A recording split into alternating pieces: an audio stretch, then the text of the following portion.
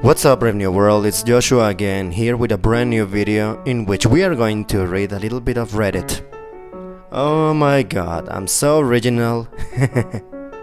The following thread is a rather fascinating, intriguing and captivating one because it really elicited a long variety of great answers and because it turned into a very good source of chewed up knowledge that could be used as the initial entry to a rabbit hole of knowledge. This could be considered a simplified history lesson, because precisely the main question does have this word on its title. I feel like information like this needs to be known by as many people as possible, because one cannot forget that whoever ignores their history is doomed to repeat it.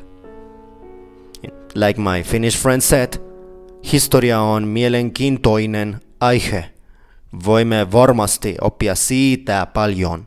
Which translates to, history is an interesting subject. We can certainly learn a lot from it. And I must say, I couldn't agree with her more. Sorry. And yes, so strap in because it's gonna be a long one. And necessary trigger warning. History is not played with heroes and villains, but just people that did things. Good, bad, wonderful, horrid, evil, benevolent, malevolent, and disgusting. Therefore, there might be mention of topics that could trigger certain people in the audience, such as murder, genocide, sexual assault, racism, discrimination, rape, treason, betrayal, hypocrisy, etc. I think that by mentioning the word with R, signifying sexual assault, this video wouldn't be monetized. However, that's the least of my concerns. Now, let's start. Without further ado, welcome to rSlash AskReddit, in which we ask and answer some of the most brain-boiling and thought-provoking questions. Today, there is a great thread that could be considered a simplified history lesson.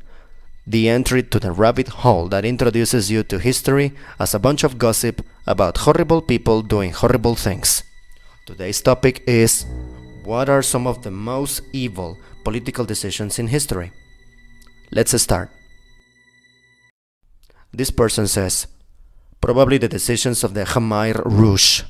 They were so pure in their stupidity and villainy of just moving everyone living in cities with no experience farming and telling them to farm, and killing them if they didn't or they didn't do it well. Then another person replies, oh, and Vietnam was sanctioned for getting rid of them. Like, hello, they really deserved it. And then this other person additionally replies, the Khmer Rouge was an internal revolution. Vietnam was an external invasion. Even though the Vietnamese definitely improved life for Cambodians by toppling the Khmer Rouge, the international community viewed it as a conquest, which is considered bad when your side isn't the one doing it. Wow. Oh my, I couldn't agree more with this particular person, because this is good old hypocrisy, especially with the last line, which is considered bad when your side isn't the one doing it. Oh, wow. Number 2. Genghis Khan utterly destroying cities like Merv, the greatest city in the world then, literally a hill of skulls afterwards. Then this other person asks, was Merv larger or more prestigious than Constantinople? I know the Seljuk Empire was huge, but I didn't realize it was that huge. And then, this other person replies, during the 12th and 13th centuries, Merv might have been the world's largest city, with a population of up to 500,000. During this period, Merv was known as Marw al-Shahijan, Merv the Great, and frequently referred to as the capital of the Eastern Islamic world. According to geographer Yaqut al-Hamawi, the city and its structures were visible from a day's journey away. And okay, it's a Wikipedia post, but this figure is quoted in many references. Constantinople had been on the decline after being sacked during the Crusades. Istanbul grew larger later. Number 3. I haven't seen King Leopold II mention what he did to the Congo. And here's a parenthesis from me, because I know that this guy, this is my opinion by the way, this is not a Reddit post or a Reddit reply, this guy is basically lung cancer, while the Austrian guy with the mustache is probably just regular cancer, equally bad, but I feel that King Leopold is just a little bit more horrible, but I'm being subjective, of course. So let us continue. To this person another one replies, and it says, a terror so awful that when word got to the British from their people in Africa, they didn't believe it at first. They thought the actions were that bad they had to be embellished and not what really happened. When confirmation finally came through of what was happening, Britain petitioned all the countries of Europe to embargo Belgium until they stopped. What Belgium did to the Congo was so terrible, it literally got countries with rivalries hundreds of years old to work together to stop it. It was that bad. And then this other person replies, it also forged the origins of much of the bloodshed and turmoil there that is still happening today. For such a tiny little country, Belgium fucked up nearly a third of a continent, and this wasn't even that long ago, historically speaking. And then this other person replies, keep in mind that what happened in the Congo was not unique. This was happening all over Africa in the European colonies. King Leopold's ghost covers this in the book as well. They mention that people fled the Belgian Congo into the French colonies, and then promptly fled back to the Belgian Congo over how bad it was there. The book also speculates that one reason that the Belgian Congo got so much criticism, as opposed to other nations, is that they were a safe target. Belgium was not a particularly powerful nation, and could not put pressure to stop these reports and criticisms that other nations could. Some examples, by far not even close to all that the Europeans did in Africa. The Germans waged a genocidal campaign against the Herero and Nama peoples in their colonies. The British committed atrocities in their colonies. Just look at Kenya and what they did there. The French were brutal in Algeria. Franklin Roosevelt spoke to his son about what he saw in Gambia in 1943. This is a quote from American Heritage magazine. I must tell Churchill what I found out about this British Gambia today, he told Eliot. This morning, at about 8:30, we drove through Bathurst to the airfield.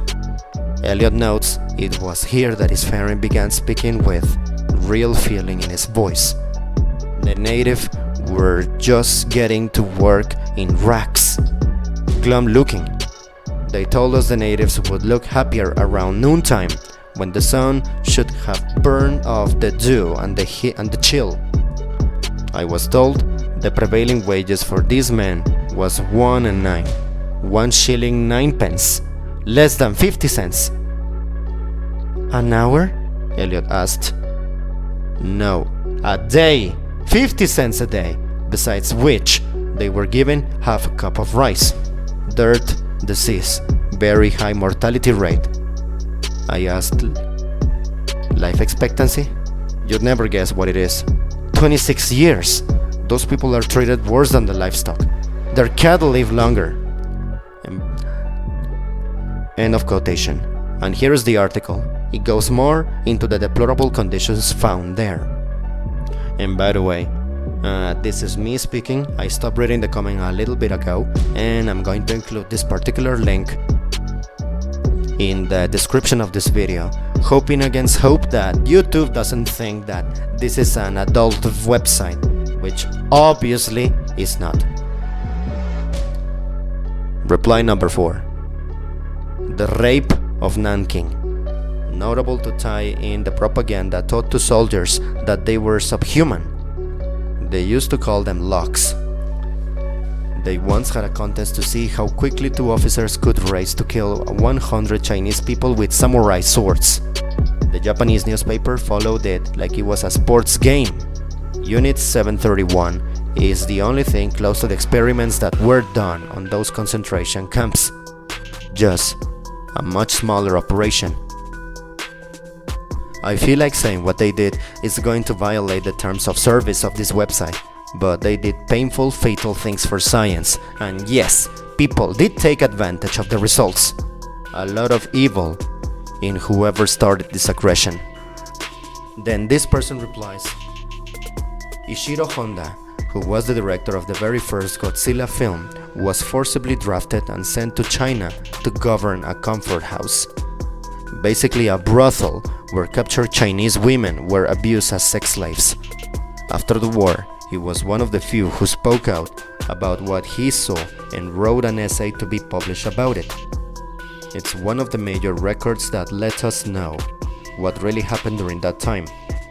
Honda received threats and was ostracized by many Japanese for doing that. A lot of people interpret Godzilla as a warning by the Japanese of what havoc nuclear destruction can wreak. Honda said, to him, it is a warning to Japan that if they ever decide to return to their imperial history, the nuclear beast will be waiting for them. Number 5. Mao Zedong starting 50 million of his own people to death, calling it a great leap forward for the country. And then this other person replies, Thousand Flowers campaign was worse in my honest opinion, literally putting a bait and switch to kill off any mild reformists that could have tweaked their system to work better. But autocrats got a autocrate. And then this other person replies, I took a Chinese economic course at the UNS University, and it mentioned that the Thousand Flowers campaign in a paper, and the teacher circled it with a question mark. Either I was way off topic, she was completely unaware of it, or she just didn't want me ever bringing up that in the course again. Number 6. This person here says, Operation Paperclip and this bit on Unit 731. Start quotations. While Unit 731 researchers arrested by Soviet forces were tried at the December 1949 Khabarovsk's war crime trials, those captured by the United States were secretly given immunity in exchange for the data gathered during their inhuman experiments. The United States helped cover up the human experimentations and handed stipends to the perpetrators. The Americans co-opted the researchers' bioweapons information and experience for use in their own biological warfare program, much like what had been done with Nazi German researchers in Operation Paperclip. I mean, is anyone really your enemy if you're still doing business with them like this? Then this other person says, this one over here says, Number 7. Not sure if the UN counts as politics, but here it goes. After the Haiti earthquake in 2010, the UN World Food Programme set up a disaster relief for women. They only allow women through their food queues under the guise that they would take a bunch to feed their families. But they also let single women without families through the lines.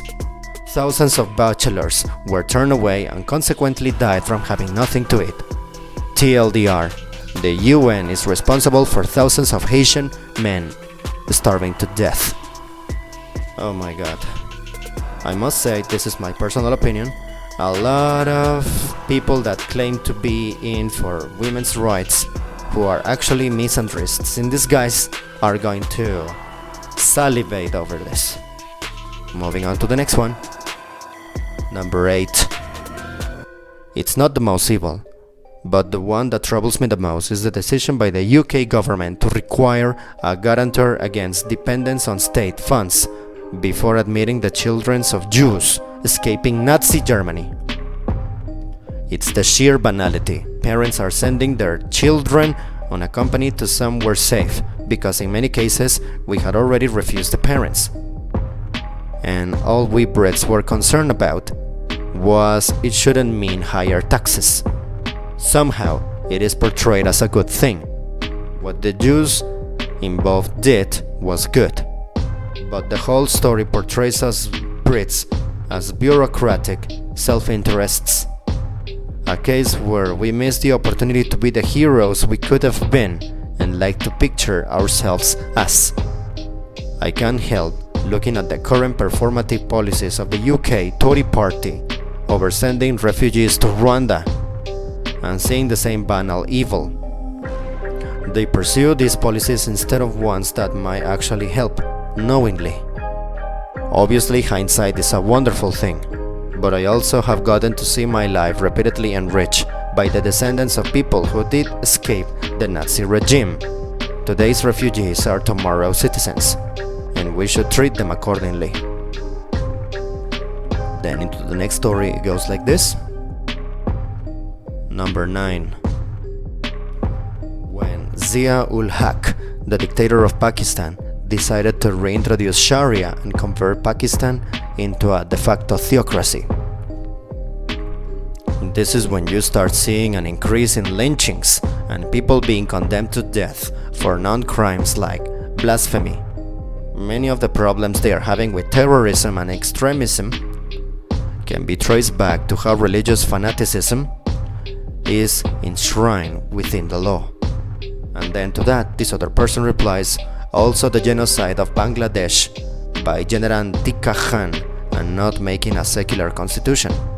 And then this other person replies, that was in 1971 under General Yahya Khan, who was president at the time, who sent Tika Khan to crush the rioting and protesting that came about after West Pakistan, read the Punjabis, fucked over his Pakistani by refusing to acknowledge their lawful win in the 1970 elections.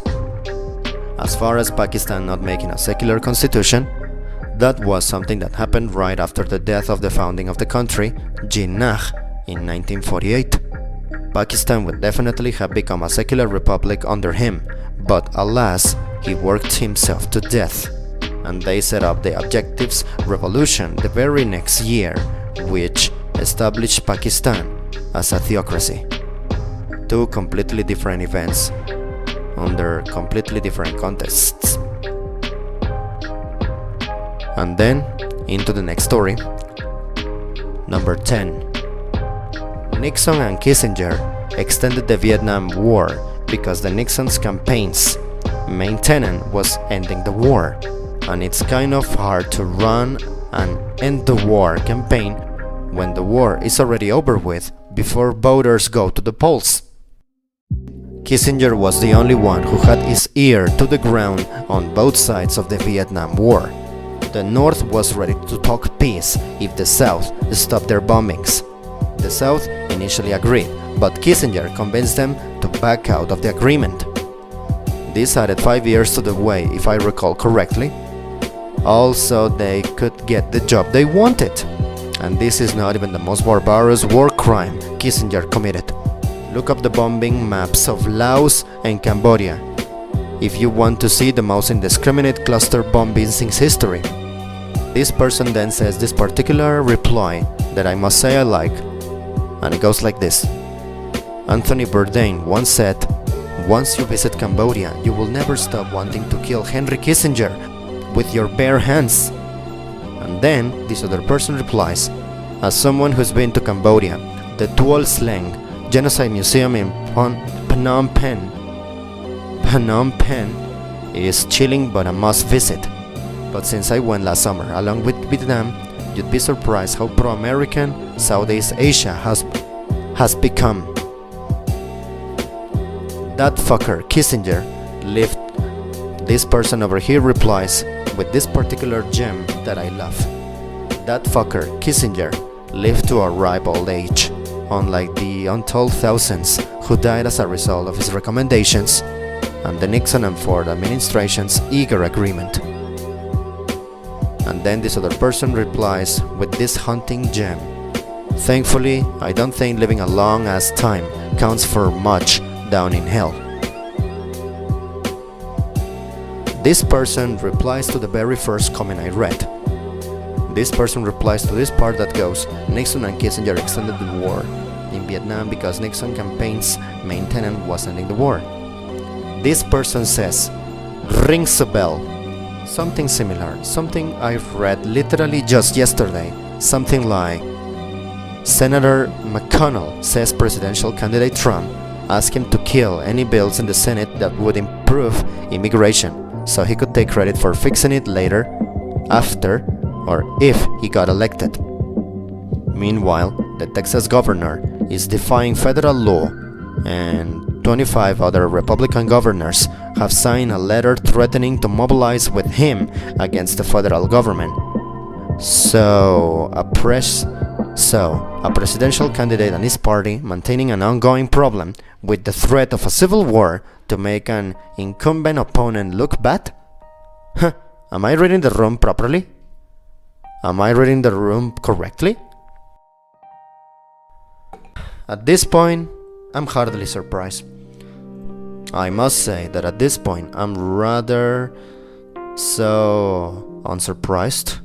And at the same time, I'm so disgusted because knowing that these horrible people did these horrible things make me be like, oh my god, maybe God's mistake was creating the humans in the first place. But that's another topic for another discussion. Now let's move on to the next topic. That goes like this. Number 11. This other story talks entirely about the potato famine in Ireland.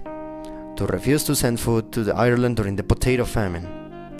There was loss of foods in Ireland. The British government was exporting food. It was a calculated plan to starve the Irish to death. Some of the British aristocracy saw the famine as God's punishment against the Irish for being poor or Irish. The people responsible for the famine were saying that. And by 1847, Ireland was importing 5 times more grain than it exported. The issue is the British Whigs, in preservation of fair trade, refused to control price gouging, so no one could afford the food. And all these replies I just said were pronounced and said and typed by different people. A Reddit thread is not complete without some good criticism of capitalism. And it goes like this. Not political, but Nestlé convincing African women that their breast milk was unhealthy, so they had to buy their shitty milk products with any little money that they had. And to that this person replies, don't forget the most important and heinous part of that. Millions of infants died as a result of this because of the lack of sanitation in these areas, making formula a poor choice, as well as mothers losing the ability to produce breast milk after using formula for so long, and infants dying because they couldn't afford the formula. Initially, the formula was given for free basically, so the mothers would end up having to use it. Fuck Nestlé, they're guilty of genocide. And I must say that I couldn't agree with that more. Oh my. If up to this point you are not depressed, discouraged, or disheartened, I'm gonna be very surprised. One can be a cheerful, upbeat, and overall smiling person despite this horrible reality that we are living in, and despite these horrible facts that exist. Let's move on to the next story, and I must say that this is a little bit interesting because it reminded me of this particular Native American friend with whom I have the privilege to have a friendship. Kiana, if you're watching, this is for you. It goes like this. The extinction of bisons to extinguish Native Americans. It's the first one I can think about, but only because I've learned about it recently, this person says, and then another person replies, they aren't extinct. However, this severely reduced their hurt. And then the original person, whose name I'm not gonna say, says, that was the intent. However, now they are much more but the population reached a low of a few hundreds. This other person replies, the herds were reduced to only a few. A private ranch in Oklahoma, or what would become Oklahoma Yellowstone Park. I think Buffalo Bill's roads show, and perhaps a couple of zoos. All the American buffalo that remain are descendants of only a few dozen animals. And that couldn't be more depressing. Honor for the Navajo Cult Talkers, by the way. Or should I say, the Cult Talkers. As a person that loves animals, this is just beyond depressing, and I'll try to deal with it despite it. I'll try to deal with my life knowing this sad fact. For the next story, or more like for the next piece of information, this is going to remind me a lot of my own country, because I live in Mexico, and yes, there is some kind of narco culture going on here. However, the following information, it's going to make a reference to Great Britain being one of the first drug dealers. Why? Because this person says, number 12, Britain forcing the Chinese to import vast amounts of opium, turning the Chinese population into addicts purely for profit. Also, the British promising Palestinian ground about the Arabs and the Jews because they needed their help. Fuck the trouble in the future that would cause. And then this other person replies, if I recall correctly, we turned China from one of the richest countries in the world to one full of junkies so we could get Hong Kong. Wow. This video is gonna be more than 20 minutes long by this point, so I'm gonna be surprised if anyone watching this is not depressed, angry, or triggered. And of course, a video about evil political decisions is not complete without the Holocaust, which a bunch of people say the Holocaust. Joseph Mengele, evil personified. Also, Reinhard Heydrich, one of the scariest monsters of history. The only silver lining is that he got the type of death that he deserved. Sadly, the reprisals at his death were utterly brutal. Ridiculous bravery from the people who took him out, though. I don't think a Nazi ranking as highly had been assassinated during the war till then. Of course, as I said, a video about evil political decisions is not complete without the Holocaust. And we are going to stop over there. We are going to stop right there, because this information is just too graphic and too depressing at some points. History is plagued with moments like this, moments filled with death, hypocrisy, wars, genocide, murder, betrayal, treason, advancements, prejudice, and so many more horrid examples of what human beings are capable of. Nevertheless, like I said in the beginning, we can take some information from the past to help us advance to the future. Like the saying goes, whoever doesn't know history is doomed to repeat it. Therefore, we indeed need to have memory and documentations of the past so that mistakes from the past are not repeated in the future, such as genocide, discrimination, prejudice, and war. By the way, this one saying in Finnish would be Ne, jotka eivät tunne historiaansa, ovat tuomittuja toistamaan sitä. One can live a cheerful, upbeat, and easygoing life without ignoring or overlooking horrible things done by random horrible people, because one can learn from horrid human beings how not to be, thus becoming a better person. Thanks for watching, and may you have a pleasant day. Thanks.